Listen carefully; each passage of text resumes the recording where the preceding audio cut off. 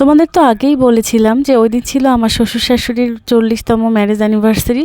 তো ওই দিন রাতে আমরা হচ্ছে একটু অন্যরকম সেলিব্রেট করেছিলাম, মানে কেক এনেছিলাম বাইরে থেকে, আর হচ্ছে আমার শাশুড়ি আর শ্বশুরের সব থেকে পছন্দের খাবার সেটাও বাইরে থেকে অর্ডার করেছিলাম। বাসায় রান্নাবান্না করেছিলাম তারপরের দিন ওই রাতে, আর আমরা আসলে বাসায় তেমন কিছুই করিনি।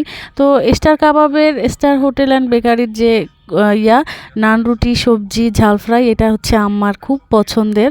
তো আম্মা স্টার কাবাবের দুধ চাও পছন্দ করতো, কিন্তু এখন অসুস্থতার জন্য আম্মা হচ্ছে দুধ চাটা একদমই খায় না, মানে একদমই টোটালি অফ করে দিছে। তো দুধ চা আর আনানো হয়নি, আর আমরা বাইরে যেয়েও খাইনি, মানে বাসায় বসেই রিল্যাক্সে খেয়েছি, কারণ আমাদের ছোট বাচ্চা আছে, এর জন্য হচ্ছে আর যাওয়া হয়নি। তো এই যে সবজি আর প্লেটিং করে নিলাম আব্বা আর আম্মার জন্য।